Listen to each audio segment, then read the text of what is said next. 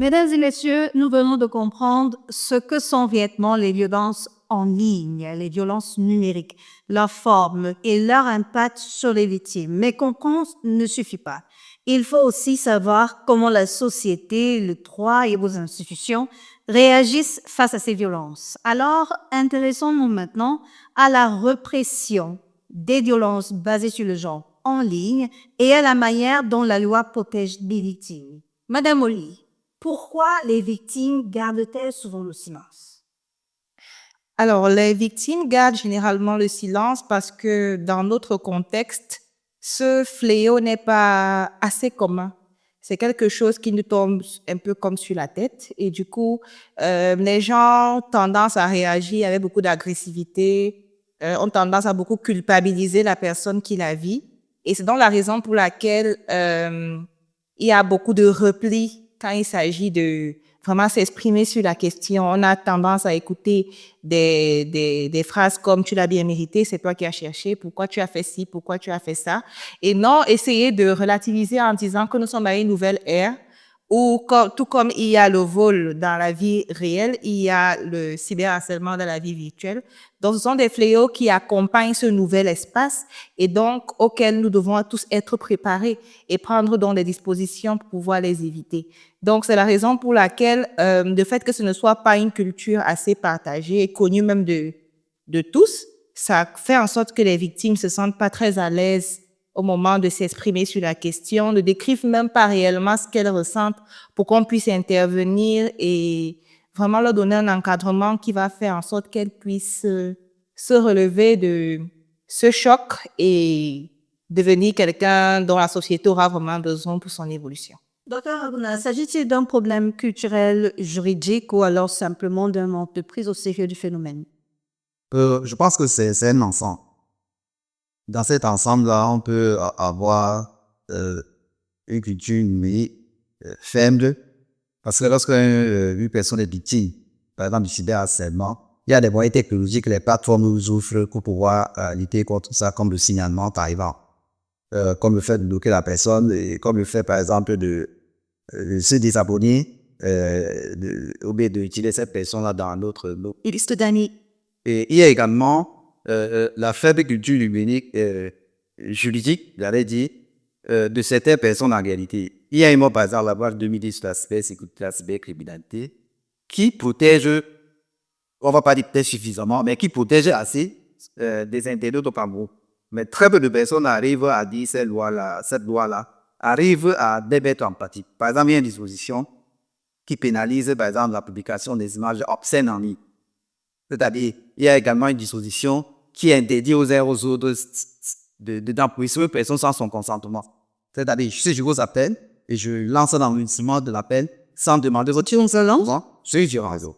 Et je crois là. Mais c'est mon enregistrement, c'est moi qui vous ai appelé. Donc, comme fois, est-ce que ça doit être une violence? Quand vous lancez l'enregistrement, il faudrait que la personne que vous enregistrez soit consentante. Si la personne n'est pas consentante, il y a tout version. Par exemple, si dans cette pièce, si cette pièce est sur vidéosurveillance, la personne qui a cette pièce a l'obligation d'écrire quelque part de cette pièce est sur vidéosurveillance. Ça veut dire qu'une personne, quand la personne entre ici, la personne sait qu'elle est susceptible. Pas surveillée, mais que la personne est susceptible d'être filmée. OK. En réalité.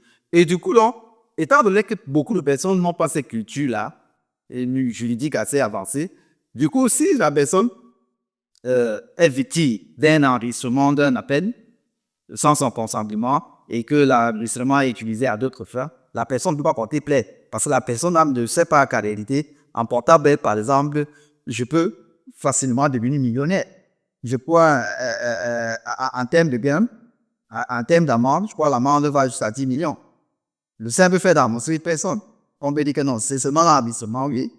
Le simple fait d'annoncer une personne sans Qu'est-ce que vous avez avec ça? on peut se connaître pas. On peut devenir facilement millionnaire. Il y a également autre chose, c'est, je crois, Pauline l'a dit, c'est le cas de notre organisation. Parce que nos agissements au quotidien sont davantage dictés par le cadre. Et du coup, sur les plateformes numériques, les uns et les autres arrivent à montrer arrivent à montrer une vie d'une personne qui n'est pas vulnérable. Une personne qui est très forte. Et du coup, lorsque la personne est victime de violence, je peux arriver à briser le silence. Parce qu'on parle de briser le silence dans la vie réelle, mais également dans la vie numérique. Je peux arriver à briser le silence lorsqu'elles sont victimes de violence, c'est-à-dire les victimes en réalité. Et à partir de ce moment, étant donné que les uns et les autres arrivent à vivre dans des bulles de puissance, une fois qu'elles sont victimes de violences en ligne, dit que non, si on me voit en train de dire que de planifier ou bien de dire dans cette situation que telle personne m'a arrêté sans mon consentement, je suis victime de cyberharcèlement, on peut facilement croire que je suis une personne facile. Et à partir de ce moment-là, en réalité, la personne peut se retracter. Et autre chose également, c'est que dans notre contexte, beaucoup n'ont pas la culture de la plainte. Parce qu'on a peur. Non, parce qu'on n'est pas bas, dit pas souvent. Mais il y a une situation aussi qui anime beaucoup de nos compatriotes. C'est-à-dire que non, même quand j'ai porté plainte, ça va servir à quoi? Donc, il faut toujours porter plainte. Parce qu'en réalité, si par exemple, vous êtes victime de violence en ligne, vous ne portez pas plainte, et que le lendemain, une personne est victime de violence, et la personne porte plainte, et qu'on arrive à arrêter, à mettre de la plainte sur la personne, l'auteur de cette violence-là, si par exemple vous avez porté plainte avant, vous pouvez également venir à votre plainte que non. Moi aussi, cette personne m'avait violenté. Et du coup, parfois, une personne est là, la personne reçoit les messages. Ça, c'est beaucoup plus dans les relations copain-copine. Une fille décide de mettre brutalement fin à une relation amoureuse. Le gars ne supporte pas. Il commence à dire à la fille, si tu me fais une autre relation, je vais pas rentrer tes nues. Et il y a certaines filles qui arrivent, qui s'engagent souvent dans des dynamiques, ouais, s'il te plaît, ne fais pas ça. C'est que je dis généralement, lorsqu'un gars commence à te dire que non, si tu me fais une autre relation, je balance tes nues, le lendemain, il faut aller porter plainte. Parce que même s'il ne balance pas lui-même, il peut utiliser son réseau d'amis, son réseau de connaissances, et que tes nues ne soient maintenant publiées par notre personne, par ses amis. Or, une fois que tu sais, eh bien, effectivement, que la photo, c'est non seulement m'a menacé, mais que cette photo de moi nu, par exemple, couché sur mon lit dans telle position, c'est seulement à ce que j'avais envoyé. Dès que tu vois, tu portes plainte. Et à partir de ce moment-là, on peut facilement reclasser l'origine de la duplication et là même l'appareil et le lieu où cette duplication a été faite. À partir de ce moment, on peut facilement mettre le rappel sur la personne. Parce que beaucoup se fait, je vais sortir par là, sur l'alphabétisme numérique de certains de nos compatriotes. Je dis toujours aux gens que les outils numériques, notamment notre smartphone, c'est notre ennemi intime. C'est-à-dire notre ennemi, parce que ce qu'on adopte, le comportement qu'on adopte souvent avec notre ennemi, c'est une fois qu'on sait que c'est notre ennemi, on peut prendre les dispositions pour pouvoir ne plus marcher avec lui. Mais notre téléphone est notre ennemi, mais davantage notre ennemi intime, parce qu'il a envahi notre intimité. Et à partir de ce moment, tout ce qu'on fait à travers un smartphone est facilement repérable. Donc, parce que j'entends souvent les gens dire que non, vraiment, j'ai publié ça sur un faux compte. Encore que dans le langage technologique, en réalité, il n'y a pas de faux compte. Pas de faux compte. Parce qu'on ne peut pas dire qu'il y a une fausse personne. Oui. C'est qu'il y a une personne qui a désiré d'adopter une autre identité en ligne. Et à partir de ce moment-là, la personne utilise donc une autre identité en ligne pour pouvoir véhiculer un certain nombre de choses. Et à partir de ce moment-là, à travers les adresses IP des smartphones, on peut facilement repérer la personne. Et une fois que la personne sera repérée, là, les juristes appellent souvent ça les circonstances aggravantes. Parce qu'il y a préméditation. Quelqu'un qui s'engage à violenter une personne en ligne et qui a d'abord pris le soin, la peine de créer l'identité numérique, ça veut dire qu'il y a une volonté de personne de nuit. À partir de ce moment-là, on peut facilement mettre d'adresse sur la personne et cette personne ne bénéficiera pas des circonstances. Fabrice, avez-vous déjà été victime d'une violence basée sur le genre en ligne? Moi particulièrement non, d'accord. Mais je connais quelqu'un. C'était un jeune. Chez nous à Educ Média, on fait des sensibilisations. On était donc dans un établissement scolaire, on faisait une sensibilisation. À la fin de la sensibilisation, on sortait, on partait. Un jeune m'a approché, une classe de 3e, par là, dans 15-17 ans par là, tout en pleurs. Je lui dis, c'est quoi? Il me raconte son histoire. Il y a un autre jeune qui le menace, disant qu'il a des photos de lui dans des positions très compliquées et que s'il ne fait pas ci, s'il ne fait pas ça, ça va être divulgué en ligne. Donc voilà un cas très concret de violence Est-ce basée. que la première question n'était pas pourquoi est-ce que tu as fait ces photos-là? La première question ne doit pas être ça. Justement, parce que j'en viens avec ces questions-là, Daniel. Souvent, ce sont les coachs eux-mêmes qui disent pourquoi tu as fait ça, pourquoi tu t'es filmé, tu n'avais pas envoyé ces photos-là.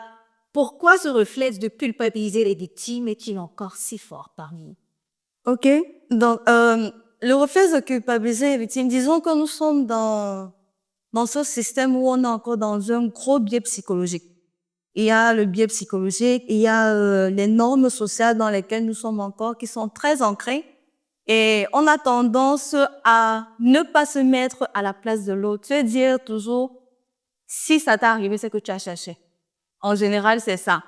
Je vais prendre l'exemple de Fabrice. Je vais prendre une situation que nous connaissons peut-être tous, qui a été vécue dans un établissement, une jeune fille qui s'est retrouvée exposée sur les réseaux sociaux parce qu'elle était dans une partose, comme on le dit souvent chez nous, avec d'autres garçons. Oui, il y a une situation qui est. Mais est-ce qu'il fallait arriver à ce qu'il y ait divulgation de ces images-là sur les réseaux sociaux? Non. Parce que ce qu'on ne sait pas, c'est que cette jeune fille, elle est dans tout son droit d'aller porter plainte. Parce qu'elle était dans un contexte où elle s'est dit, elle est en sécurité, elle est dans un contexte fermé, où on était censé ne pas avoir de caméra, mais elle s'est retrouvée exposée sans son consentement. On a tendance à se dire, OK, si c'est que tu t'es fait violer, ou bien c'est que tu t'es fait harceler, c'est justement parce que tu as publié des images de toi en petite tenue dont tu as attiré les détracteurs sur toi. D'autres personnes, parfois, parce qu'on sait ce qu'on fait dans le noir, on camoufle le fait que cela peut nous arriver en imputant la faute à l'autre. Donc, c'est une sorte de, je sais pas si c'est une psychologie inversée, mais on refuse d'accepter qu'en fait, cela peut nous arriver. On dit souvent au quartier que, c'était sa malchance. C'était son jour, mais on oublie souvent que ça peut être le jour de l'autre aujourd'hui et dans les minutes qui suivent, là, nous-mêmes, on se retrouve dans la même situation. Et comme le docteur Harouna l'a dit, j'ai bien aimé ce mot, analphabétisation numérique. Vraiment, beaucoup de personnes ne sont pas éduquées et ne sont pas informées sur la gravité jusqu'où peut aller les réseaux sociaux. Vous êtes tombé chez la tête. Ouais, effectivement. On s'est juste retrouvé là et on utilise, chacun utilise comme il pense qu'il peut. C'est le saut qu'il peut. Mais on ne sait pas jusqu'où les actes que nous posons sur les réseaux sociaux peuvent aller. Peu de personnes savent que, OK, si je fais telle chose aujourd'hui, même dans 15 ans, nous-mêmes entre jeunes, on se dit souvent, rien ne se perd sur Internet. Même dans 15 ans, cela peut nous retrouver. Donc, il y a toujours, c'est toujours cette façon de faire culpabiliser l'autre, mais vraiment, se dire, c'est toujours de ta faute, en fait, alors que ce n'est pas toujours le cas. Voilà. Alors, Fabrice, on parle très peu des violences numériques dans les médias traditionnels. Et ben, soit sur les réseaux sociaux, les balabis ou alors Monsorimo. Comment est-ce qu'on veut expliquer cette invisibilité médiatique et quel rôle les médias pourraient-ils jouer pour changer les mentalités? Très bien, je vois là deux questions. La première, pourquoi expliquer que ce ne soit pas très visible? De prime abord, c'est structurel, de la façon dont ces réseaux sociaux sont structurés. Dr. Ouna l'a dit tout à l'heure, le sociologue, c'était à l'origine pour réunir des gens, mais on a très vite compris que, par exemple, dans WhatsApp, c'est un réseau assez fermé où tout ce qui s'y passe allait être en vase clos. C'est ce qui rend un peu, très peu visible ces violences-là. D'un autre côté, il y a ce qu'on appelle en journalisme l'angle. Je ne sais pas trop comment on appelle ça, je ne suis pas journaliste, mais c'est la ligne éditoriale. Voilà, ça peut être ça. Si le sujet n'intéresse pas, n'est pas dans la ligne éditoriale du journal ou alors du média, il n'en parle pas. Donc, il y a peut-être des médias spécialisés qui en parlent, mais de manière générale, c'est pas le cas. Mais il y a aussi un autre élément, c'est la course vers le buzz. Si ça ne fait pas beaucoup de buzz, forcément, on ne s'en parle pas. Donc, et étant donné que Madame Ouya a dit tout à l'heure que ce sont des trucs assez restreints, où la victime est face à son agresseur, c'est un milieu assez fermé. Donc, et que si la victime ne peut pas en parler ou alors a peur d'en parler, vous voyez que ça reste encore tout à fait fermé et les médias n'en parlent pas. C'est selon là quelques raisons qui expliquent l'invisibilité sur les médias. Mais comment est-ce que les médias peuvent réagir? Vous savez, ils ont beaucoup d'auditeurs. Ils ont donc un aura assez large. Ils peuvent travailler avec les éducateurs, puisqu'on dit même que le journalisme a un rôle d'éducation, de sensibilisation. Là, ils peuvent s'emparer du sujet et lorsque ça fait écho, et vous voyez que quand un sujet fait écho dans les médias, même les victimes qui n'en parlaient pas réussissent à sortir de leur torpeur et réussissent à en parler. Et quand on en parle, le psychologue l'a dit tout à l'heure, je crois, Oli, quand on extériorise un certain sentiment ou une certaine fixation, là, on arrive facilement à trouver des solutions. Donc, voilà un peu ce que je pouvais dire. Merci beaucoup Fabrice, merci à tous. Le silence protège les adversaires et la différence leur donne du pouvoir. Mais nous avons tous un rôle à jouer pour changer cela. Faisons-le.